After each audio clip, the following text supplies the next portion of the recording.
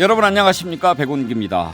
국민의힘이 저출산 대책을 마련했는데 30살이 되기 전에 애 셋을 낳으면 병역을 면제해주고 또 세 자녀 부모는 4억 원까지 증여세를 내지 않도록 하는 방안이 들어있다고 합니다.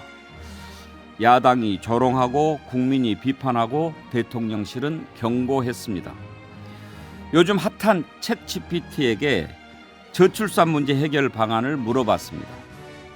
재정적 인센티브 제공이 중요하다. 주택보조금을 파격적으로 지급하거나 유연한 근무 방식을 채택하고 출산과 육아휴직을 더욱 관대하게 제공하는 게 좋겠다고 답을 내놓았습니다. 어떤 방안이 더 현실적인 것 같습니까?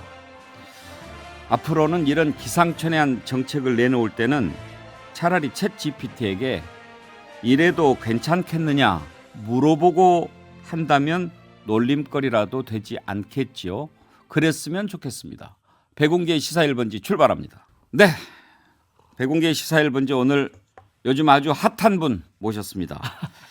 민영배 의원 나오셨습니다. 어서 오십시오. 반갑습니다. 무소속이죠? 예, 그 아픈 부분을 자꾸 놀리세요. 광산을 무소속 국회의원. 오늘 민영배 의원 출연하신다고 그러니까 벌써부터 댓글창에 아주 뜨겁습니다. 민영배 의원 인기가 왜 좋죠?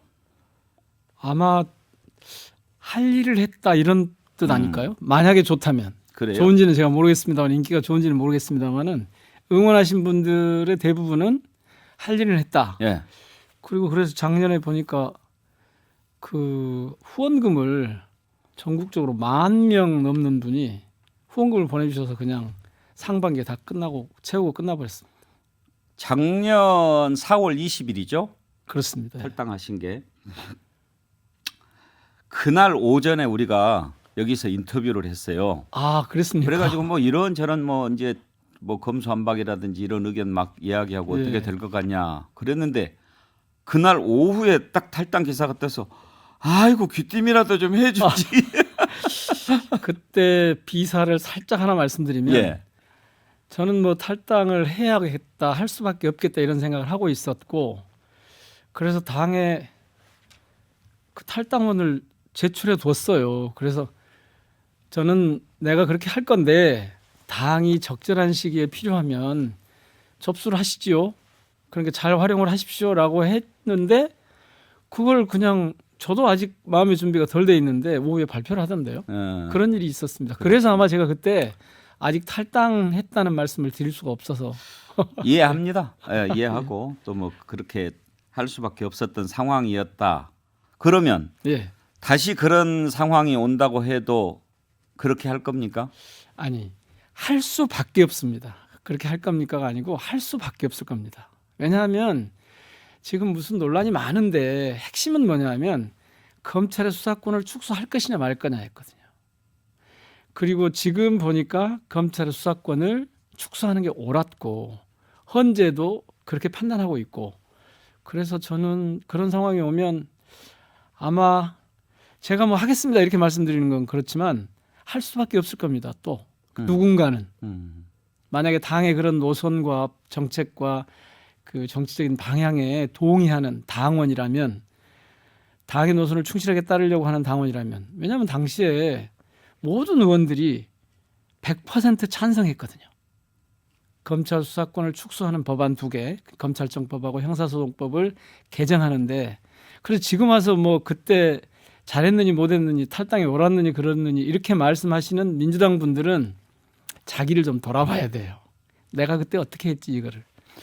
다 동의한 거였거든요. 본인은 십자가를 지는 심정이었습니까? 아니 뭐 그렇게까지 거창한 생각을 한 건 아니고요.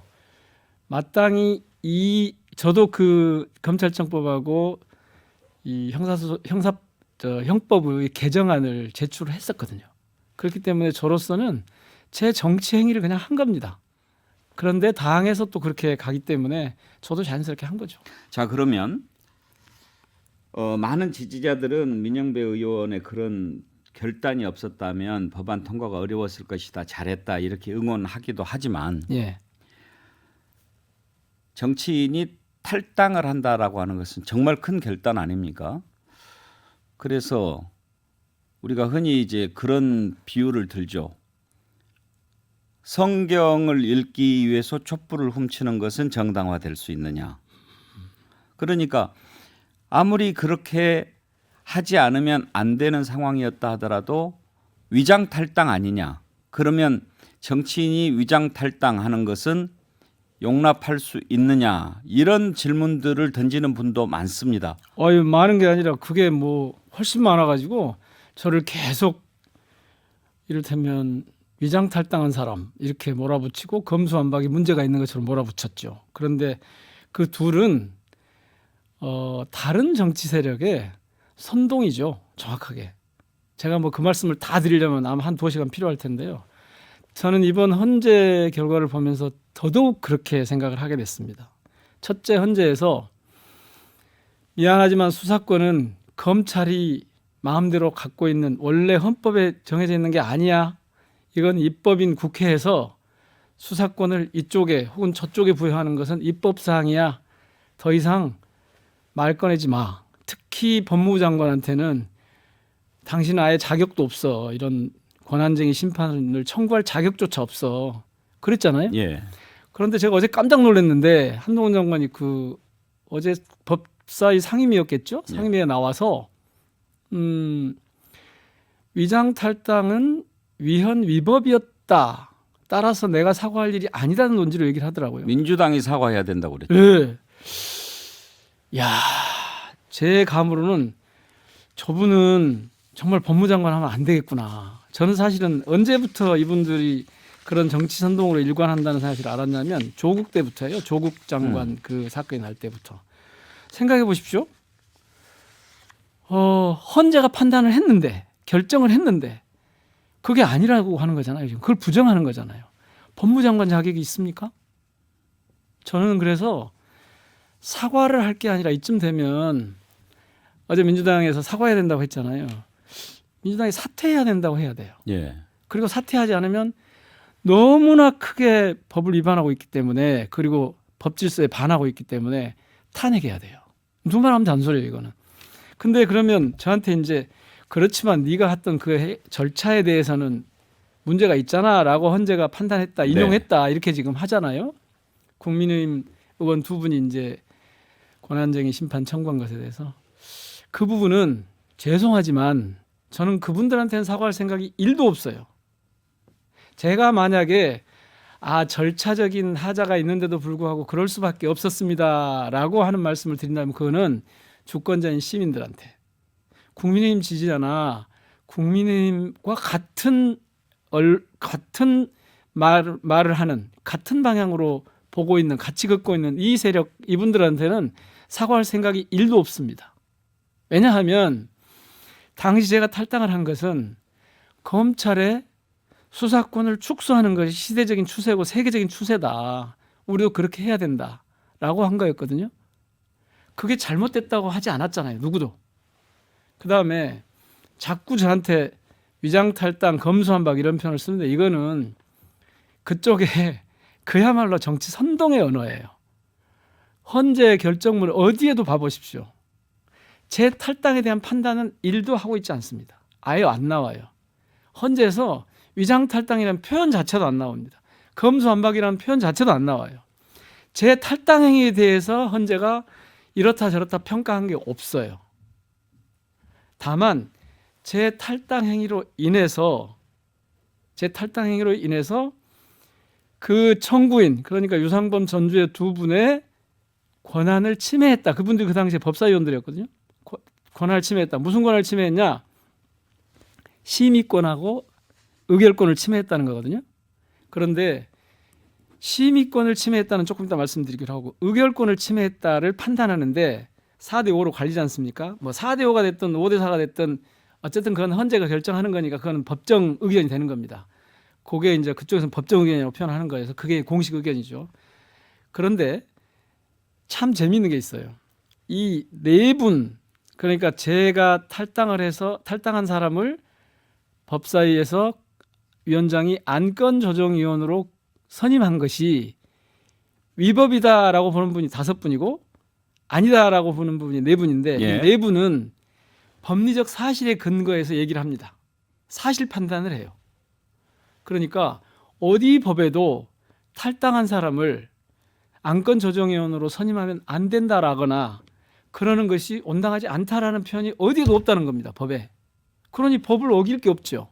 그래서 그분들은 인용 의견을 안 내고 기각 의견을 낸 거고, 인용 의견을 낸 분 5분은 그런데 이게 사실 판단에 근거한 것이 아니고 추단, 추론에 근거해서 얘기를 합니다.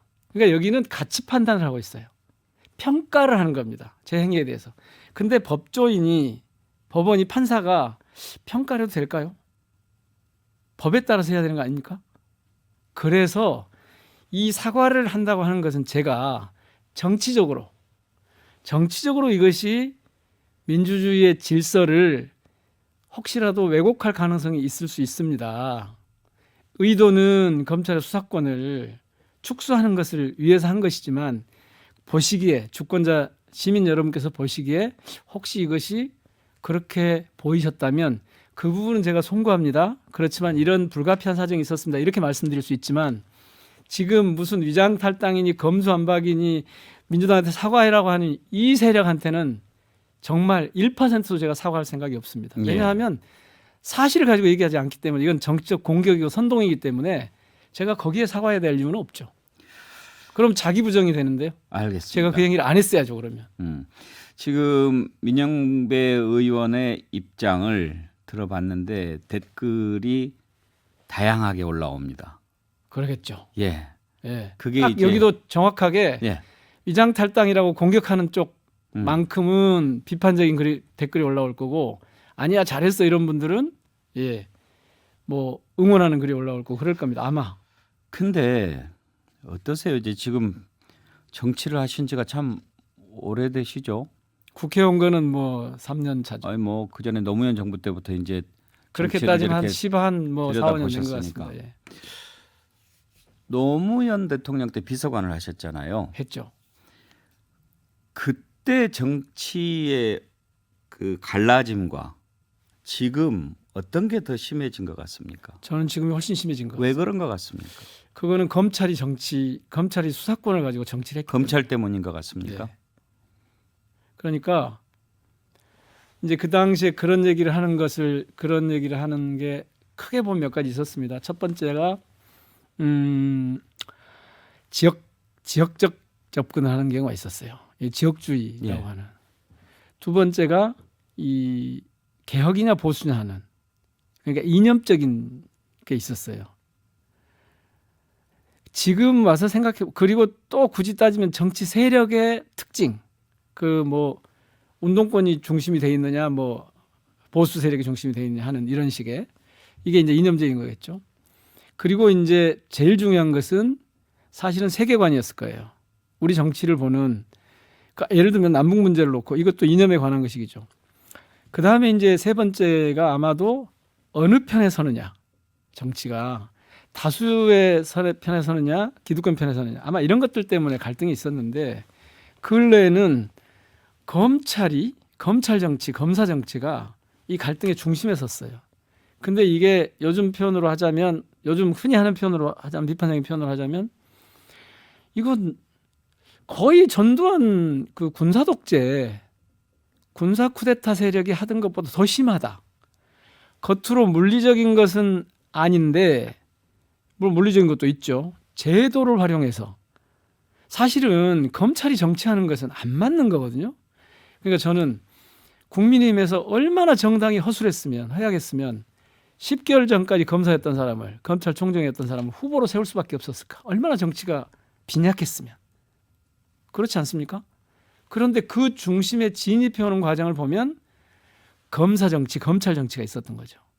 그런데 이 검찰 정치는 굉장히 독합니다. 악랄합니다.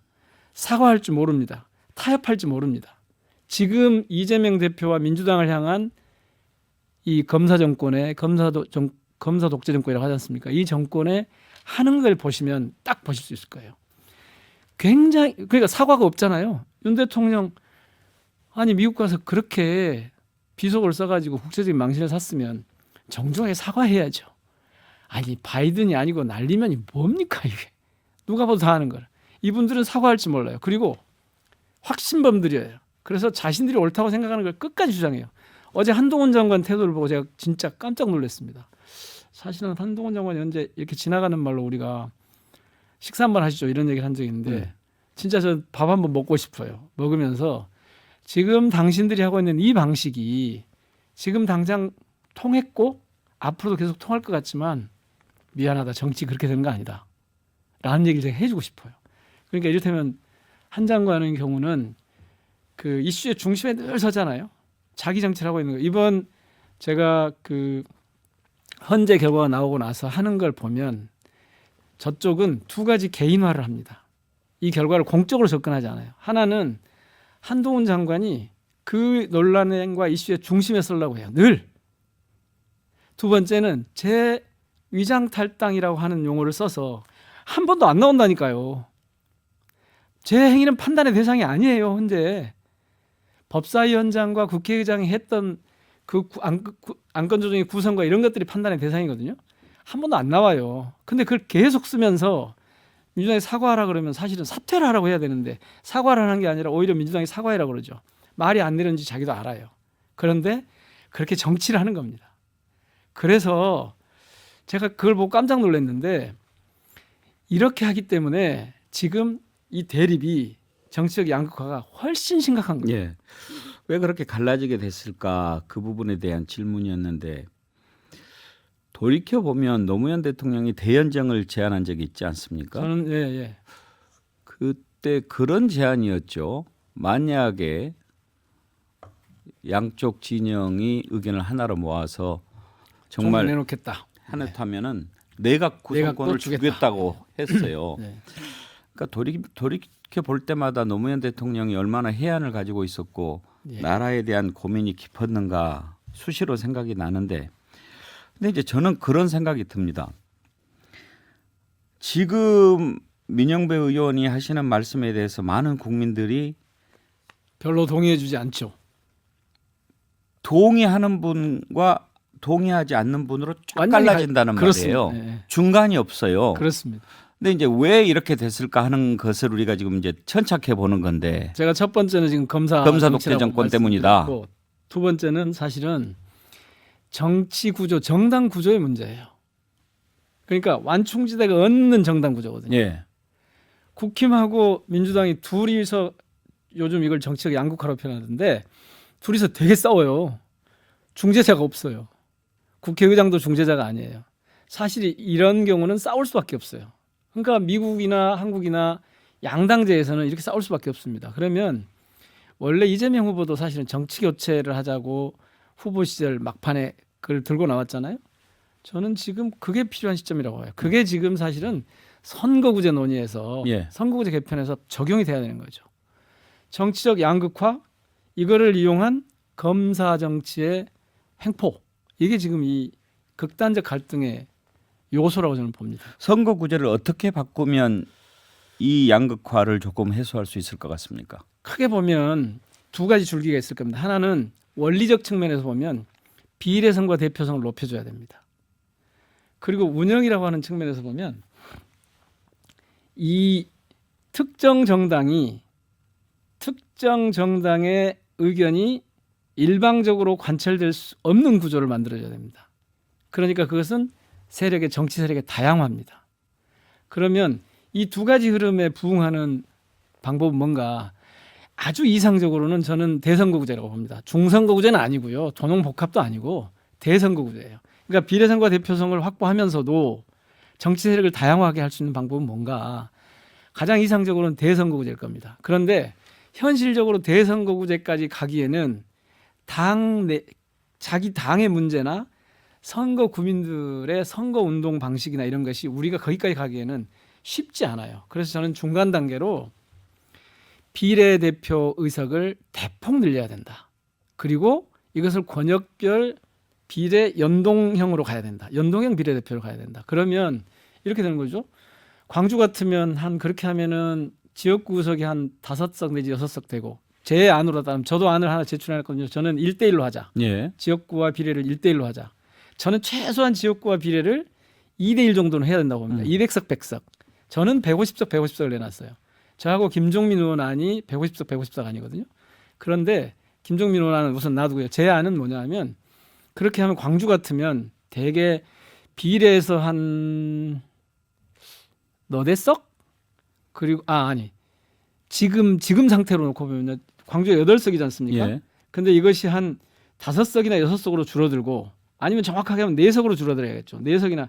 근데 이제 그 전에 47석의 비례가 있는데 그게 이제 광주에 해당될 게 대략 한 2석, 1석, 2석 정도 될 거예요. 그러면 10석 내지 11석 정도 나올 텐데 전체적으로. 그러면 5 내지 6개의 지역구와 뭐 6개가 된다면 12개가 왔을 때 6개가 되겠죠. 인구를 조금 좀 고려해 주면 그런 게 될 수도 있어요. 그러니까 수도권 인구를 좀 줄이고 그 6대 6이 된다고 하면 6개의 지역구와 6석의 비례가 있죠.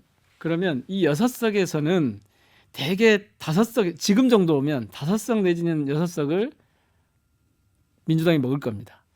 그러면 거기에 이제 비례 투표를 하지 않습니까? 그때 비례 투표를 해서 나온 전체 지지율 가령 60%를 얻었다 그러면 이 민주당은 60% 지지율을 받았다 그러면 12개면 6일은 6, 620에서 7석까지만 얻는 겁니다. 그럼 나머지 5석은 다른 당으로 가게 되죠. 예를 들면 너무 깊이 들어갔습니다. 예. 우리가 오늘 좀 깊이 있게 인터뷰를 하다 보니까 시간이 좀 많지 않은데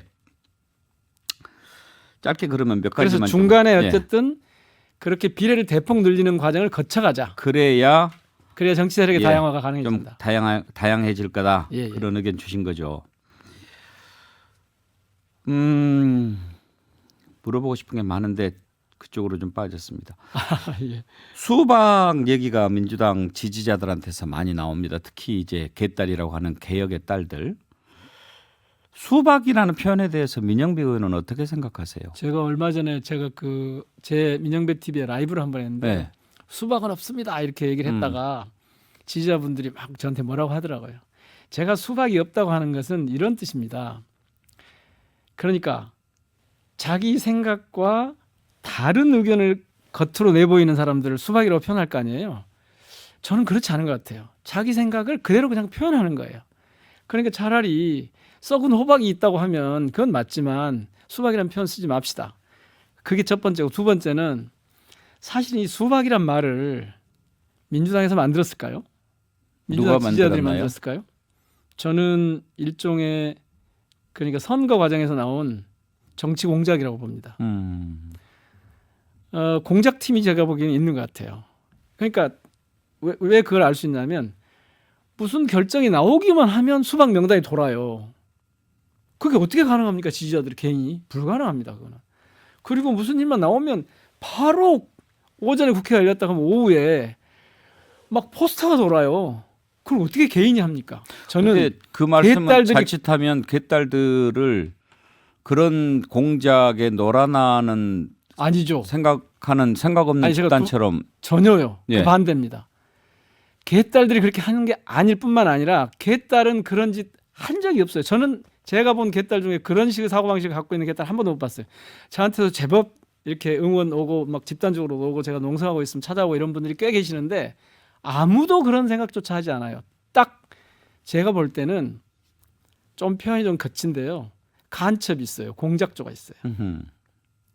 이 댓글 쫙 보면 그런 말을 꺼내는 순간이 첫째 사실에 근거하지 않아요. 누가 수박인지 아닌지 어떻게 알아요? 두 번째 순식간에 퍼져요. 그러니까 이건 작업이에요. 작업. 그렇지 않고는 퍼질 수가 없어요. 세 번째 그 내용이 민주당의 지지자들이 쓰는 언어가 아니에요.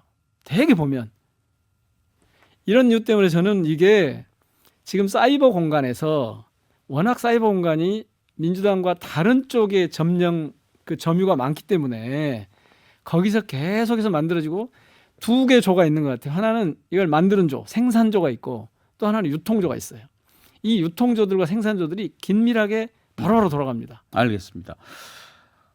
제가 왜 그 질문을 드렸냐면 네. 지금 그렇지 않아도 진보 보수가 쫙 갈라져 가지고 나라가 절단나게 생겼는데 민주당 지지층도 이렇게 지금 갈라지고 만다면 너무 가슴 아픈 일 아니겠습니까? 저는 지지층이 갈라졌다고 생각하지 않습니다. 지지층이 갈라진 게 아니고 예. 민주당 내의 일부 정치인들이 자기 생각을 표현하는 것일 뿐이죠. 그런데 그러면 민주당은 그런 분들을 민주당에서 내보내야 되느냐? 그건 아닙니다. 왜냐하면 당 안에 굉장히 다양한 의견이 있어야죠. 민주정당이니까. 이재명 대표가 이제 그 부분에 대해서 내부에 폭탄을 던지는 일이다 이렇게 비판도 하고 자제를 요청을 했는데 제가 아까 말씀드린 이유 때문일 겁니다. 좀 더 강하게 얘기해야 될 필요가 있다고 보지 않습니까? 저는 이것은 이재명 대표가 풀 수 없는 문제입니다. 이재명 대표는 그런 정도의 언어로 주의를 촉구하는 정도 할 수 있고 그것은 하지 않아도 개딸들이라고 하는 혹은 민주당 지지자들은 그렇게 하지 않습니다. 오히려 문제는 그렇게 공작하고 그걸 자꾸 꾸며대는 이 세력을 찾아내서 사실은 법적으로 혼을 내야 되는 거죠. 이게 대표가 뭐 호소한다 그래서 풀리는 문제가 아닙니다. 왜냐하면 저쪽은 의도를 가지고 계속 하고 있는데 그 사람들이 이재명 대표 말을 듣겠습니까? 다음에 또 나와주세요. 예. 이 시간이 30분 가지고는 대한민국이 처해 있는 이 문제에 대해서 충분히 나누기가 좀 어려운데 1분 남았는데요. 예. 복당과 관련해서 민 의원께서 당에서 요청하면 그렇게 얘기를 예, 하셨던데 예. 원래 당규상에는 탈당한 지 1년이 지나야 복당이 가능하게 돼 있죠. 다만 이제 별도의 뭐 당무위원회라든지 이런 절차가 있으면 예. 복당은 하겠다는 마음이십니까?